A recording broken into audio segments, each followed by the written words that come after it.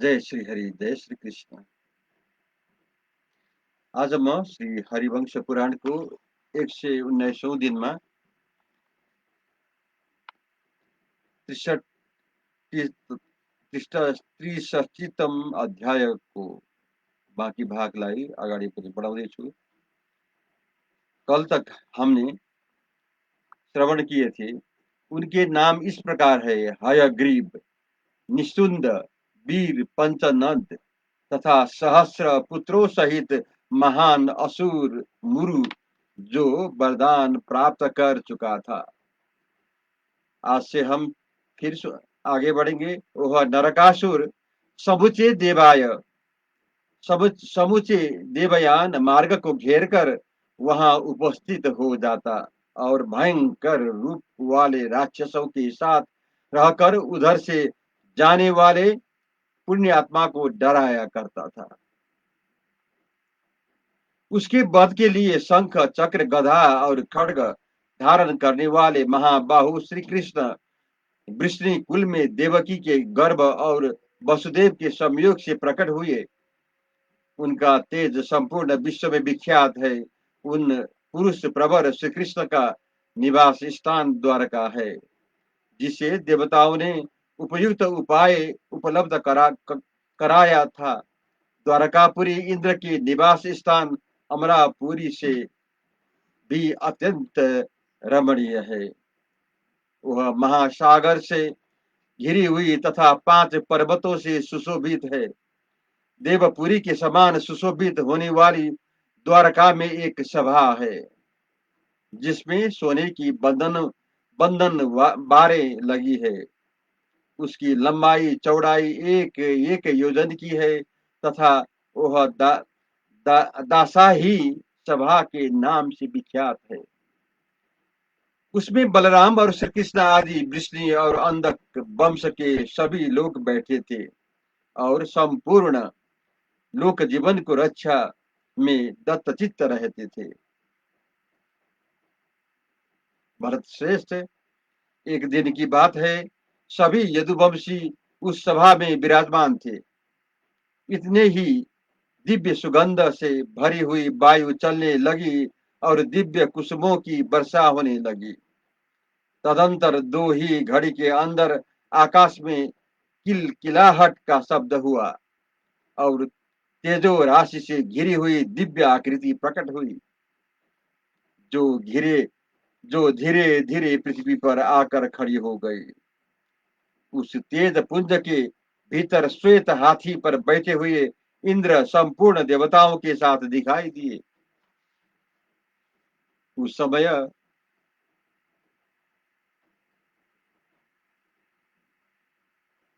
महात्मा देवराज इंद्र का स्वागत करने के लिए बलराम, श्री कृष्ण तथा राजा उग्रसेन, विष्णु और अंधक वंश के अन्य लोगों के साथ उठकर उनकी अगवानी में गए।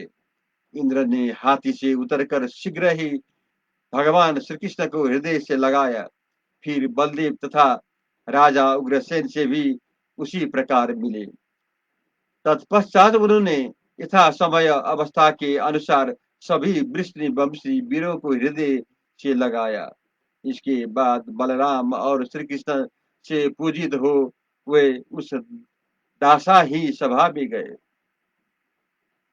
वहां बैठकर उस सभा की शोभा बढ़ाते हुए देवेश्वर इंद्र ने विधि पूर्वक आर्घ्य आदि उपचार ग्रहण किया। वैशंपायन जी कहते हैं, जन्मेजय, तदंतर महातेजस्वी इंद्र ने अपने अनुज श्री कृष्ण को सांत्वना देकर उनके सुंदर मुखार बिंद पर हाथ फेरते हुए कहा, देवकी नंदन, मधुसूदन, शत्रुनाशन, आज मैं जिस कार्य से तुम्हारे पास आया हूं उसके विषय में मेरी बात सुनो। नरक नाम वाला एक राक्षस है जो ब्रह्मा जी का वरदान पाकर घमंड से भर गया है।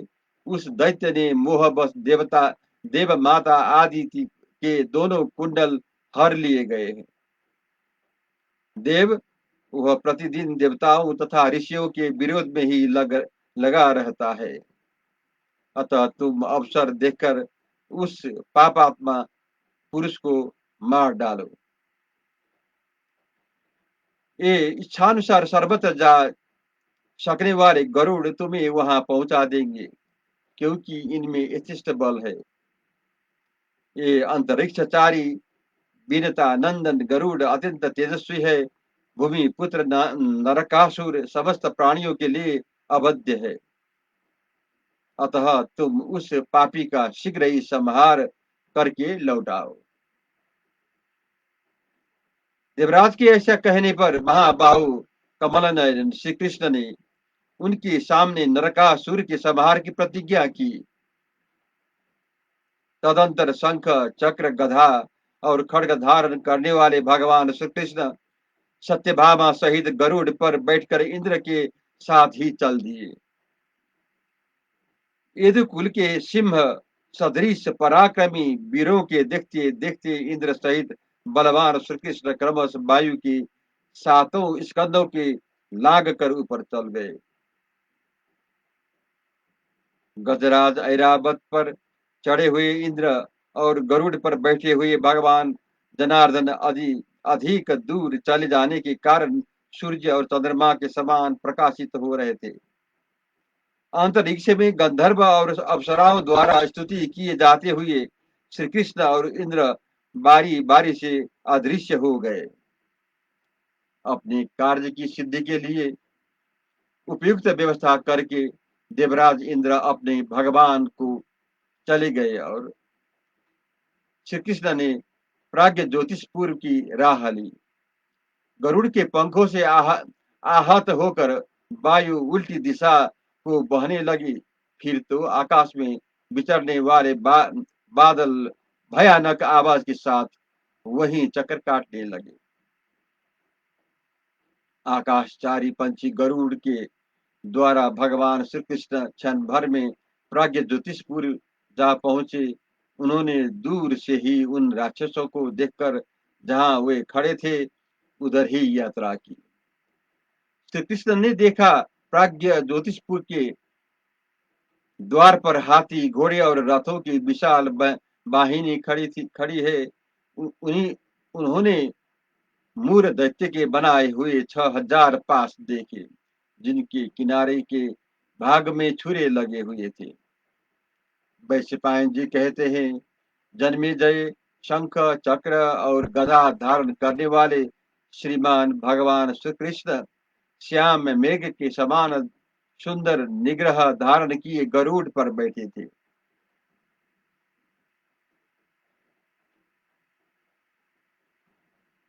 अनेक अंगों पर पीताम्बर शोभा पा रहा था। वे चार भुजाओं से विभूषित थे। उनका वक्षस्थल वनमाला से व्याप्त था। वे श्री वस्त चिन्ह से अलंकृत थे। उनके मस्तक पर किरीट शोभा पाता था, जिसमें वो सूर्य के समान प्रकाशमान और विद्युत सहित चंद्रमा के सदृश शोभायमान दिखाई देते थे।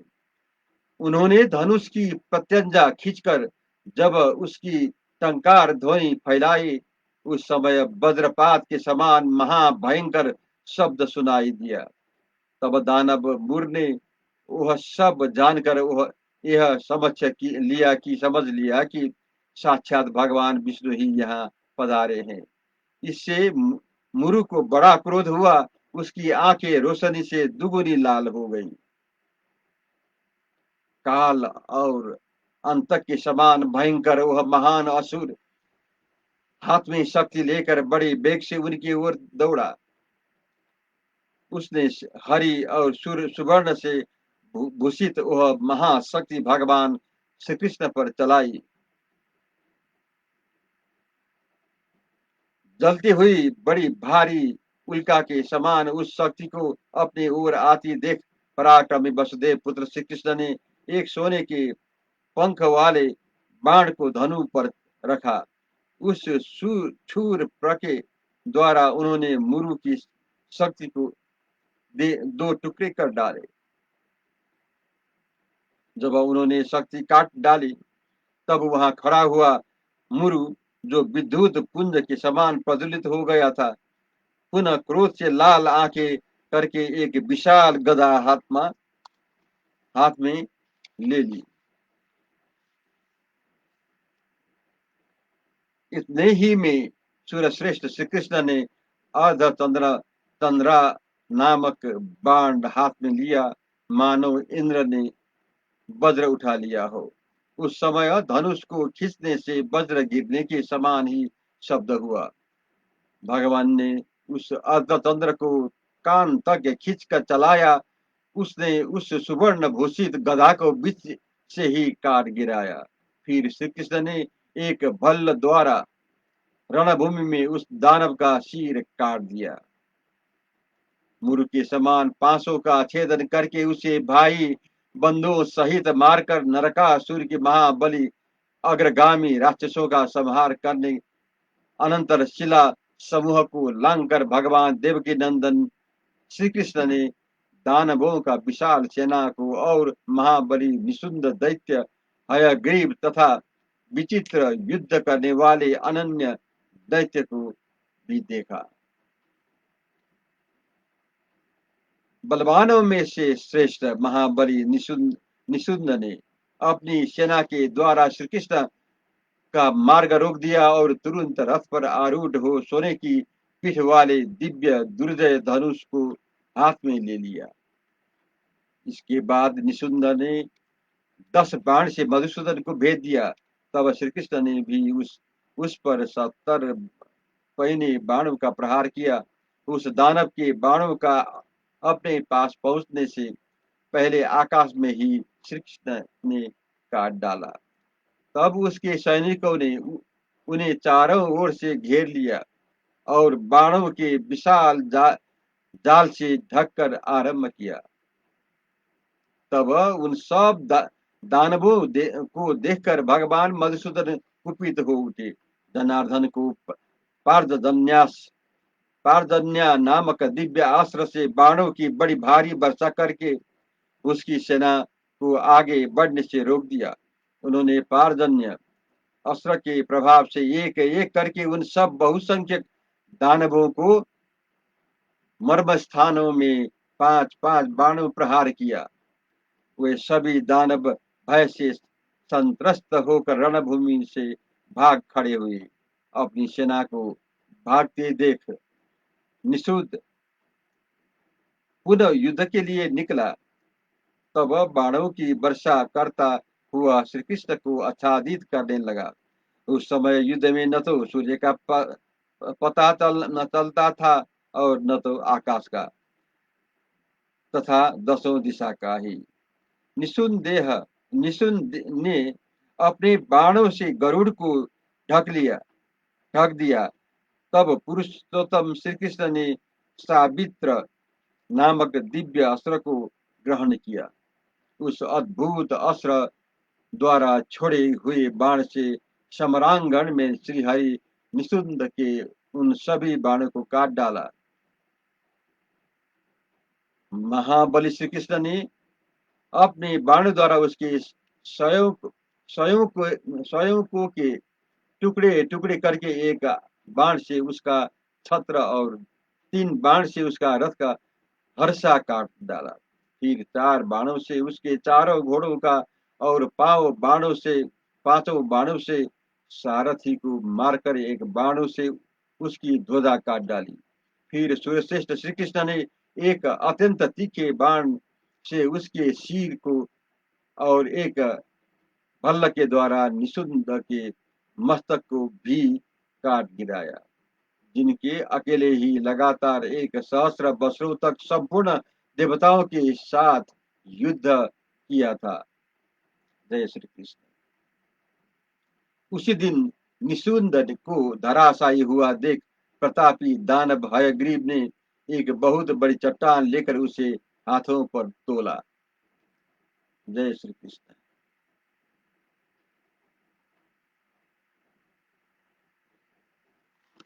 जय श्री हरि।